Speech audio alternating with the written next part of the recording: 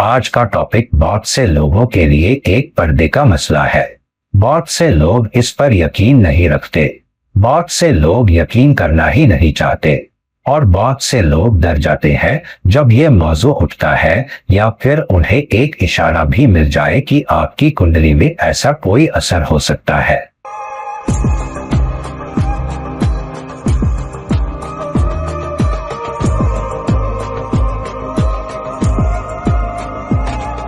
आज मैं जिस बारे में बात कर रहा हूँ वो है कुछ खास ग्रहों की पीड़ा जो काले जादू की वजह से भी हो सकती है। अब अगर आप यकीन नहीं रखते तो जाहिर है आपको अजीब लगेगा, क्या सच में काले जादू का वजूद है? क्या कोई ऐसे अमल करने वाले होते हैं जो काले जादू कर सके? और क्या लोगों में दूसरों को काले जादू से पीड़ित करने की ताकत होती है? तो चलिए इस पर जरा सी बात कर लेते हैं। और मैं ये वीडियो इसलिए बना रहा हूँ ताकि लोगों को डराओ नहीं, बल्कि उस शक के पर्दे को हटाओ जो लोगों के दिल में काले जादू को लेकर है।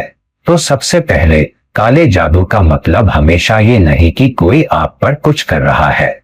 इसका मतलब ये भी हो सकता है कि आपकी ग्रहों की कमजोर सूरत-ए-हाल की वजह से कुछ शैतानी ताकतें आप पर हावी हो गई है। अगर आपकी कुंडली कमजोर है तो हमारे आसपास की दुनिया में कुछ छुपी हुई ताकतें मौजूद है और बहुत से पुराने किताबों में इनका जिक्र मिलता है।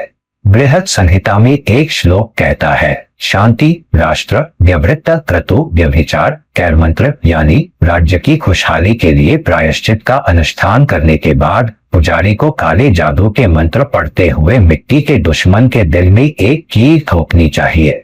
ये इसलिए किया जाता था ताकि उस दुश्मन राज्य पर काबू पाया जा सके जिससे पुजारी का राज्य डरता था।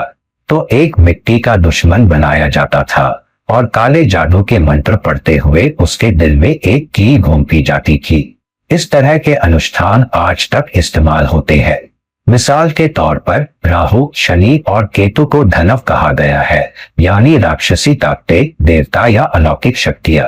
तो अगर आपकी कुंडली में इनमें से कोई बहुत पीड़ित है तो इससे आपकी जिंदगी में कुछ बुरे असर हो सकते हैं, कभी कभी पूरी जिंदगी भर, जो आपको इतना परेशान कर सकते हैं कि मौत का खतरा भी पैदा हो जाए।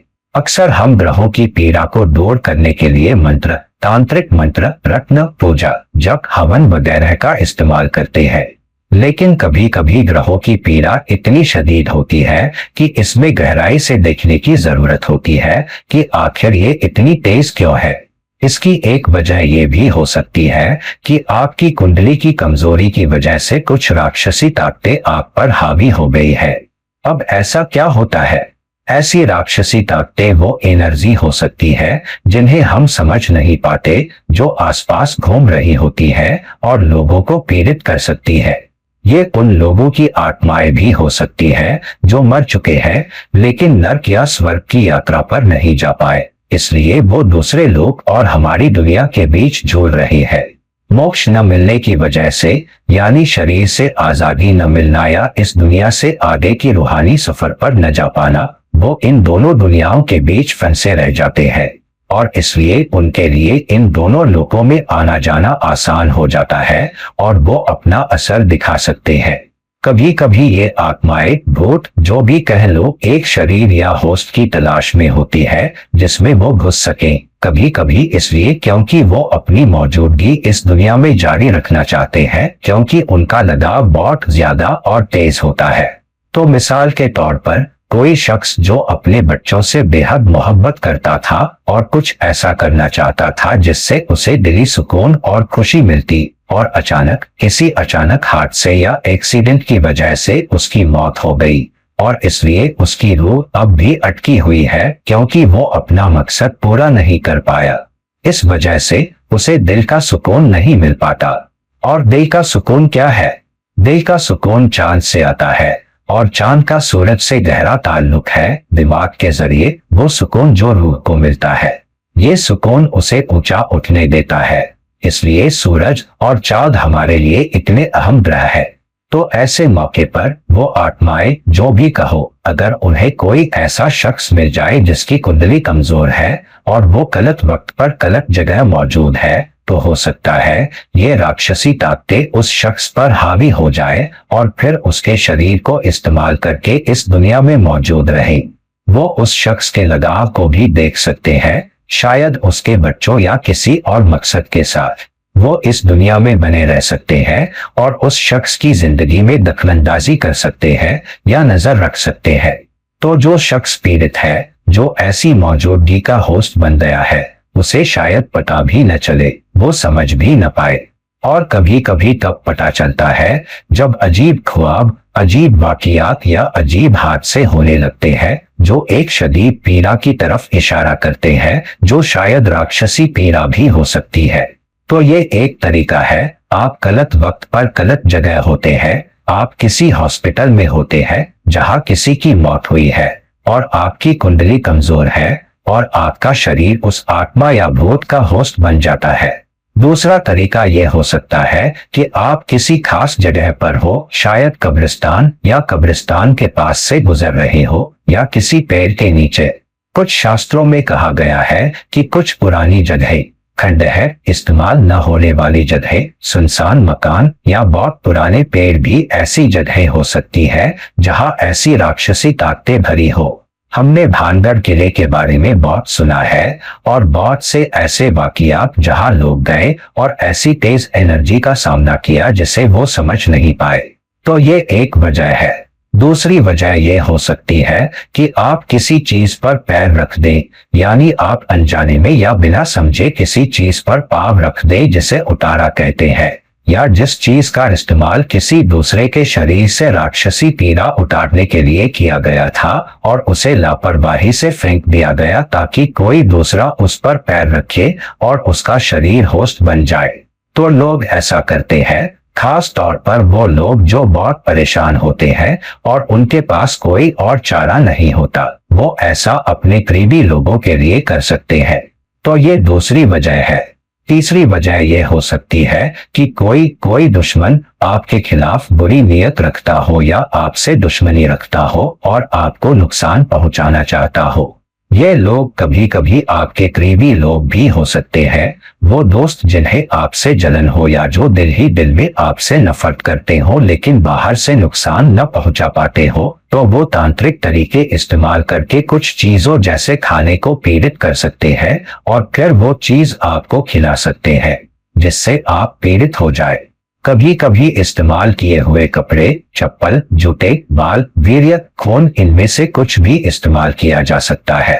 महिलाओं को पीड़ित करने का सबसे आसान तरीका है माहवारी का खून।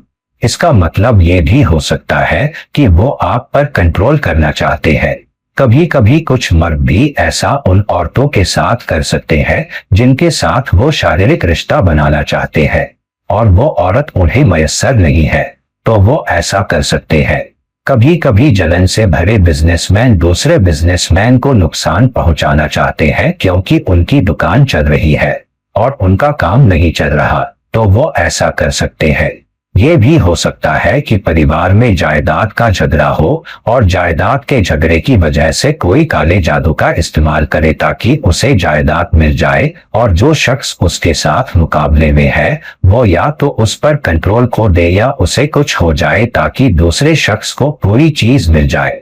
तो कुछ भी हो सकता है जब कोई शख्स बहुत परेशान हो और किसी भी तरह कुछ हासिल करना चाहे तो वो इन सब चीजों का सहारा ले सकता है।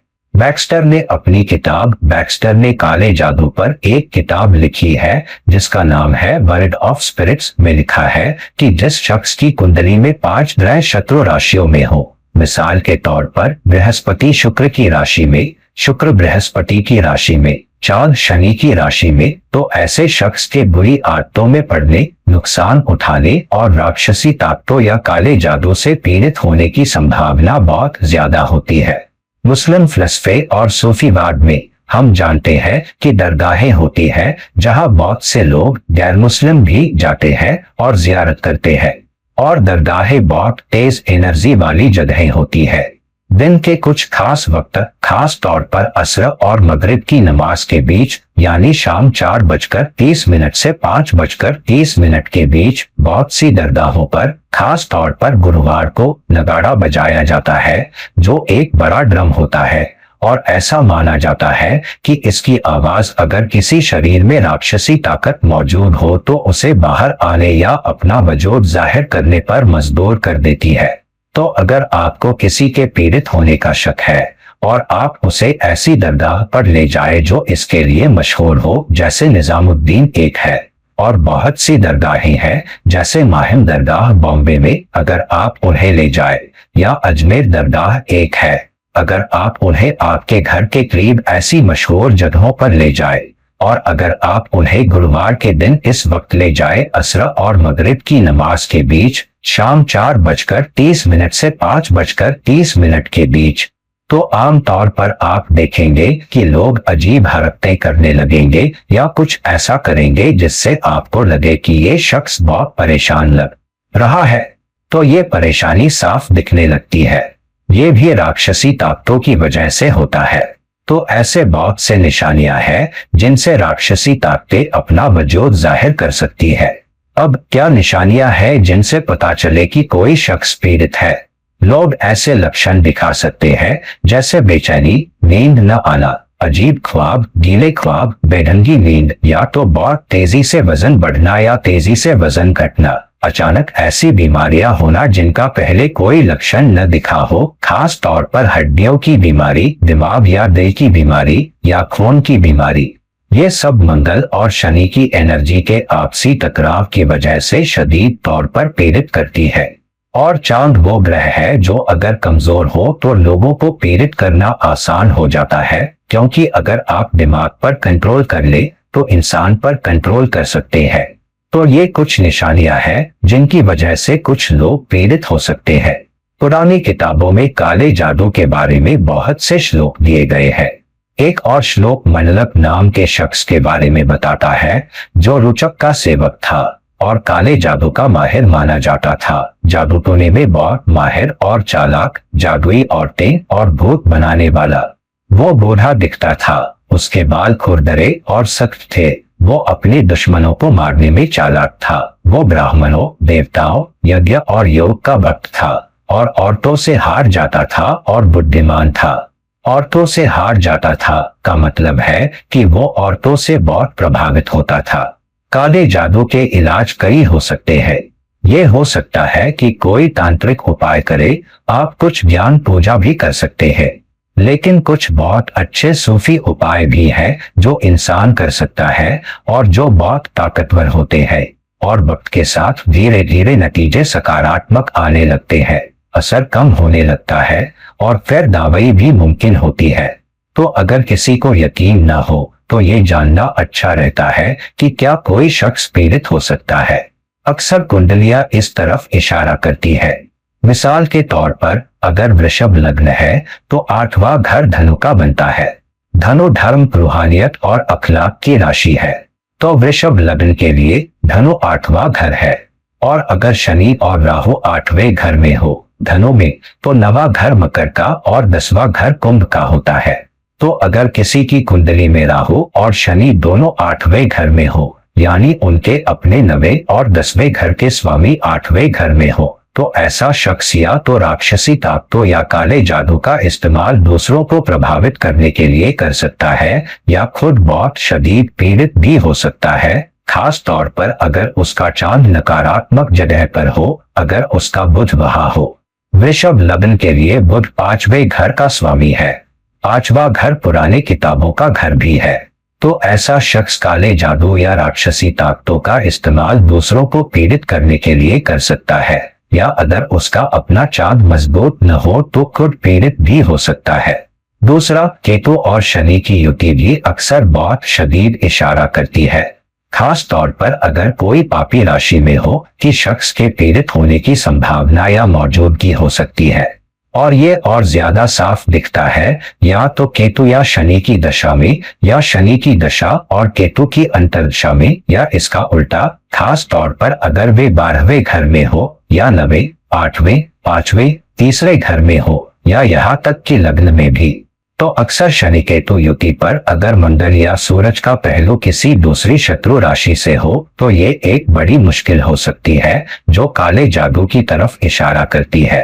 तो दोस्तों, अगर आपके कोई सवाल है या आपकी अपनी कुंडली को लेकर या आपसे जुड़े किसी शख्स को लेकर कोई शक है या आप मदद चाहते हैं या काले जादू, राक्षसी प्रक्रियाओं या कुंडली की सूरत हाल के इस मौजू पर और जानना चाहते हैं तो कृपया मुझसे संपर्क करें। मेरा ईमेल आईडी नीचे दिए गए लिंक में है। कृपया इस वीडियो को लाइक करें, कृपया इस वीडियो को शेयर करें ताकि दूसरे भी सीख सकें, और कृपया इस चैनल को सब्सक्राइब करें ताकि आपको पता चले जब कोई नया वीडियो आता है। फिर किसी और वक्त मुलाकात तक ये रहे आपके दोस्त एस्ट्रोलॉजर और गाइड इरफान, अलविदा कहते हुए।